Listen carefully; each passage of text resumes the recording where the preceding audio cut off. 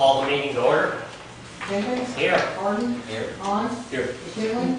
Testori? Here.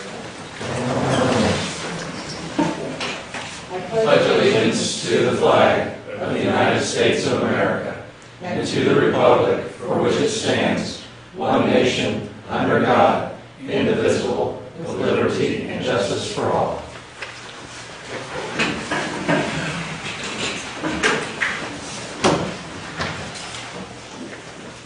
The first thing on this evening's agenda is a recognition and a presentation for our very own Kara Butler, young lady. How many years did you serve out there? I honestly couldn't tell you. Well, we can't tell you either. All I know is ever since I've been here, you have been the guard, and my son Gabriel has given you a hug every single day for Yes, he has. midnight. I can't even tell you how many years. So, on behalf of the city of Farmer City, we have got you a plaque. If you could come up here real quick. Can you take a picture? We can put her on. Oh, God. Got one. Tell me the picture. They look too much like me. I don't care for them.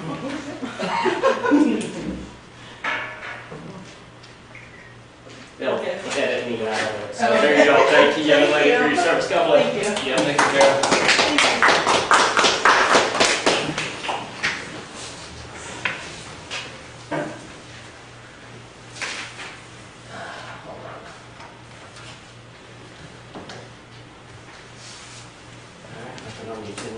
So the next thing that we have on this evening's agenda is section 1, the consent agenda. I make a motion to approve the consent agenda. Call it. Jenkins? Yes. On? Yes. Harden? Yes. McKinley? Yes. Testori? Yes. Motion carries. There being no unfinished business, we move to section 3, new business. I make a motion that we go into executive session, 5 ILCS 120/2C3, the purchase of or lease of real property for the use of the public body. Call it. On? Yes. Harden? Yes. McKinley? Testori? Yes. Jenkins? Yes. Motion carries. We are now in open session, section 4, other items, the city manager's report. If you, and I know Josh said he came down over on Richardson Street. If you've been over on Richardson Street, we've had a couple dry days. The guy's been over there. He's been really humping trying to get that thing cleaned up, get a finished product, get the final grading and seeding done so he can get out of town. He still has a pretty good tap that is owed to him, so he's wanting to get done. If you haven't been up on North Plum, the concrete's been poured up there. We've got our new curbing in place. The new 5-foot lane on the east side, north of the railroad tracks, has been installed. City guys went up there, they put drainage in. A couple of those heavy rains after that, not as much water was standing up there, so evidently that's working well. That goes underneath US 150 and goes across over to the, there's a low area there where IDOT had some box culverts. Water department continues to put in the radio read meters. Just this past month, you see that they installed 29. That's a pretty good job putting in 29 of those.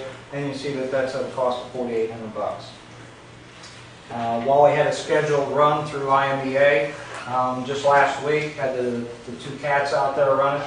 IMEA was out there monitoring it, making sure that they were running efficiently. Engine 5, that would be the big engine that's still sitting out there, it's scheduled for a run later when they can actually put a load on it to make sure they don't carry that load. Contractor, if you haven't been out by the Casey's, you'll see that it's going real well. You'll see some plastic conduit that's been pulled underneath Oakville Drive. That's to feed the electrical underground. You'll see that if you look also that the sewer line's been extended, and then the last thing will be the setting of a new fire hydrant for them. Keep in mind that Casey's is picking up the tab on a lot of that stuff. We're updating the mutual aid agreement with IMEA. A lot of the stuff on there is very dated. You see that it was last done back in 2005, so we're about 10 years behind on that. The flagpole that was donated by the mall, and that was actually in front of the Sears store, has been put up out here at South Park. It's out by the baseball fields. Thought that would be a good place for the high school guys. The chief of police, we had discussed this well before I see that Leroy's now doing this, but I had gone to the chief of police and told him about ordinance violations and that we needed to kind of step the pace up on that. And then he actually needed to assign this to an officer to make this part of his normal duties. Since the chief has assigned Officer Honstock to work on ordinance violations, so he'll be going after the cars, the weeds, the houses, and there's 5 or 6 of them here in town. And part of this in his assignment is that he'll come in here when requested, and he'll make a presentation to you guys, and you guys can ask him exactly what he's doing and the process on getting some of these ordinance violations taken care of. The police department's now putting their information on the blotter. The chief told me to let you know you're not going to be getting the printout anymore. It'll actually be in the Leroy Farmer City Press. So he's going to be giving them all that information. Today, the IEPA was out at the sewage treatment plant. There are some deficiencies out there, some things that just haven't been taken care of yet. They really liked what they saw. They saw major improvements in a lot of the areas. A lot of it is just labor intense. Some of the things, one thing that they picked out was that if you go out there, the large settling bed that's out there has got trees that have grown around it. And all those trees have to be cut down because they said if the tree roots will soften the berm that goes around that. So they're, again, mostly just labor intense. One thing that they were checking on, and this work has not been done yet, we had hired Farnsworth Group to draw up a proposal to put gate valves in our CSOs. CSO is a combined sewer overflow, and we have 2 of them. We have one down at the cemetery lift station, and we have one down on Lincoln Street that also goes into Salt Creek. And so if you remember here, a month ago or whatever, the trouble that Monticello got into when they were allowing all that sewage and water to go into the saline down there, they don't want that going into Salt Creek here because obviously that would be a fish kill and would be very expensive. Unfortunately, if you looked out in Central Park last week, you saw a tree come down. That tree had some damage to it. The guys went over and they took a limb off that had broken during one of those storms, got out there and got looking at it. I had Fryman's cable that tree up several years ago, and but now the tree had split all the way to the ground. So last week we had Fryman's come in and go ahead and take that down. So, gentlemen, that's what I have. Any questions to the city manager and his report? Possibility of replacing that tree anytime soon? We would like to, yes. Is the police blotter going to be complete? It's going to be names and violations and all that kind of stuff like that? I believe that all that information for the entire month of June's already been given to them, so yes.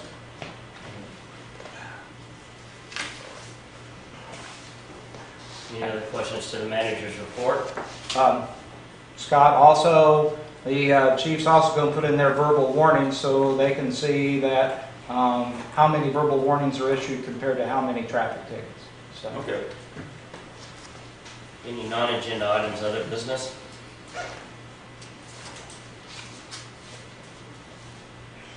We have 2 public comments this evening. The first one, turn sheet in, is Mr. Jerry McKinley. Sir, you have the floor. Okay. Now Larry just mentioned the hookup on Plum Street. What's that tile coming up out of the ground? Did they ever tie into the drain right there on the west side of the railroad tracks? Is that a question for Larry? I don't know what you're asking. The tile coming up out The brand new tile they just put in. Right. And That tile runs straight north, right. And and there's a drain there. that tile runs into a box culvert which Right. goes underneath. It does not go into any tiles or anything. It feeds into a box culvert which goes north onto the north side of 150. There's a low area there that appears to have been designed to hold water.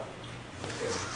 Then, what, down by where the old Standard Oil pump station's at there, bulk plant was, that tile is full of water with all these rains we've been having. And it's the same down on John Street, the railroad side, is all full of water. There's a tile that comes from north and comes down, comes through my property, goes over to Yeagles, through Yeagles, and then it goes down to the ditch. And these rains we had, water stood. It flooded me and my barn out. I mean, and another thing to point out, down there on our farm ground, which is beans this year, it's flooded out. Because you can see the tiles sticking out of the ground. It's washed out so bad. We've got a problem where all that dirt's going someplace. It's worsening away. Am I right, Larry? There's a catch basin on both sides of the end of John Street at US 150. Those are not ours. Those are not ours to maintain. We set barricades up there when that floods. But the other issue is, and we've gone to your little barn up there before, and we cleaned that catch basin out. I took and snaked it out last year. You guys just pumped that. But we can't do any of that right now because our truck's down in Springfield. So, I mean, there's a couple other catch basins that we need to clean out. But the back truck's down in Springfield's been there for 30 days or so. But if there's a tile broke on west of me someplace, because where Yeagle's at, that tile got broke back, it's been 30 years ago, when the Barry Columbus Bakers junk, and they crushed the tile. And you know, down through there, and like I say, our bean ground, that's all washed out. That's probably a 24-inch tile or bigger. That's a good sized tile down there. Where's your bean ground at? I don't know. He's talking about It's the down ground at the you city bought. homes that we traded for and everything down there on past all the Maxwell Maxwell County. Maxwell County down there. Oh, okay. Depot Road in that area somewhere? Yeah, Okay. that's city-owned property. You believe there's a broken tile? And people up north of me, they're having problems in their basements for water drainage. So what you're saying is you think that that tile down there on the city property is broken down enough to where it's not draining good. Yeah, someplace there's a tile problem. Can we have Calvin look into that? Well, yeah, I mean, and Jerry and I have talked a lot before. I just don't know how do you go out there and start trying to find, field tiles run everywhere. And, You have to get somebody that knows what they're doing. I mean- They've got sense for that, and they can sit there. Because I can show you approximately where it's at, where it runs. I did that last year with you. well, we went over on the railroad right away, and you got to be very careful doing any digging on the railroad. Well, but back this way where it's me, And the elevator. Hirschman. The elevator, they're saying that they don't believe that the problem is over there, so. I mean, I don't know. I'm open to suggestions, but you just can't go digging. I wasn't right talking now. on the south side of the tracks, I'm talking on the north side of the main line. Right, on the, where you and I walk, Yeah. yes. It's all brushy as heck down through there. But I'm gonna be spending $1,000 here pretty quick buying hay. I mean, I put up with this for over 2 years. Now, there was a lot of dirt work done back by that railroad trestle when the city sold all that land off out there for the chemical storage facility. And there were broken field tiles back in there, and they went back in there and did a lot of work. So that might have been what made it worse. I don't know. Do we have somebody on the city that can work with him to figure out where I it's say at? Calvin, I mean, we have a guy, not Calvin, but Andy Street with it.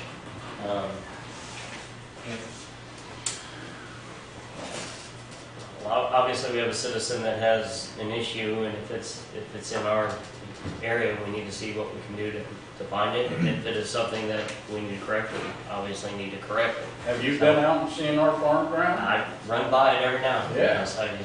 No, I haven't swam it yet, but obviously we need to see what we can do. Now, there is a tile that runs down along the side of 150. That's supposed to drain those catch basins that he's talking about. But, you know, getting IDOT to do anything with that, getting the township to fix those catch basins. Well, What Jerry's talking about as far as the tile goes, when they came in and put the fiber optic cable down along the railroad right away, that's when tiles started getting cut and not fixed. And from that point on, it's been a mess. Yeah. Because that has always been dry over there on that north side of the old New York Central Railroad tracks. That was always dry. And we lived up there, so I know what that was like. Across the road in that field that Bart Patrick owns, that was always dry until they came through with the fiber optic cable, and that's when they cut it. And so that fiber optic you're talking about is over on the Canadian National? No, it's on the abandoned track. That would be the Canadian, I don't know who owns that now. It's on the abandoned track. The Conrail one. What's north of Jerry's Barn there, it is, that's, well, it used to be Conrail, yeah, or I call it New York Central, that's what used to go through there. So, yeah. So you're thinking right in there would be where the problem is? There's some, There's a problem there. there is a problem there, yes. But there's a problem on, But there's a problem on downstream from that. Yeah. Or where he's talking about probably, because it happened in the past too.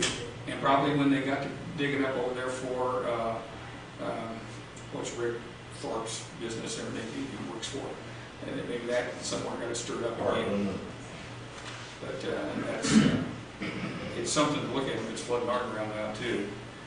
And we're losing something there, so it needs to be probably looked at to see what's going on. And I don't know how much it's going to rain, how long it's going to rain, but the crops are in the field right now. You might have to wait to get anything done for a while. that's all grounded out. Yours are. No, I don't got no crop ground. Okay. The city, we all own that. But back there by that railroad trestle, if you have to get back in Yeah. there. Well, yeah, we might have to wait until, Right, that's the only thing I'm saying. Because what comes, There was and a that lot of tile, dirt work that done. tile drains a lot off back in there because it drains everything up north, Right. comes down through there and all goes into down through our creek through town. And there was a tile broke down in that field because Jerry Wright had cut it, Jerry Wright farming that. And I believe that Mr. Doble was hired to fix that, so that might be part of the problem, I don't know. Like I said, we have a citizen that's got an issue, and we need to see what we can do to track it down. If it is IDOT, I mean, if there's problems with IDOT, we need to be a spokesperson for our citizens and be a thorn in their sides to get them out there, so thank you, Gary. Next public comment is Jonathan Fields. Are you speaking for the chamber, sir? You have the floor. I apologize for last week. I guess I was on the agenda. Larry asked me to come speak, and I didn't put the right date down. I had talked to both you as liquor commissioner and Larry as the administrator about some ideas we've been working on putting together for our farmers market the chamber does, which has been doing pretty well. We'd like to have some more events that maybe draw people to downtown to come check it out. One of the ideas that we've gotten everything set up and ready to go, we need the liquor commissioner and then the council to approve, would be to use a winery in St. Joe. It's Wildwood Cellars. They would like to come. They used to attend Monticello's farmers market every week. I'm not interested in every week. I'm looking at a one-time thing. If it goes over really good, and let's say we did it at the end of July, maybe do it again at the end of August or something. They come, do a wine tasting, basically it's a sampling. They just talk about it. They're the largest producer of elderberry. Their family winery is in Kansas. They have a satellite operation in St. Joe. So they also do things besides alcohol-based, but we would need, they do have a St. Joe liquor license as well as a state liquor license. We would ask that you would issue a reciprocal license so that they could conduct business here and that the council approve using the city square here for the event. It would be during our farmers market. We would advertise it. Just something to get people to come out, something unique, something different. We'd like to have permission to do it more than once, but we want to start with one time during one Wednesday night and just see if it goes over well. In the past, in Monticello, they said it did very well at the beginning of the year, and as the summer drew on, it wasn't really cost effective for them to come and do it. So I started with her. I said, I'd like to do one time. If it goes over well, maybe do it a second time. So we've got everything in place. They do have liquor liability. They would issue a certificate. Everything is in place on their end and on the chamber's end.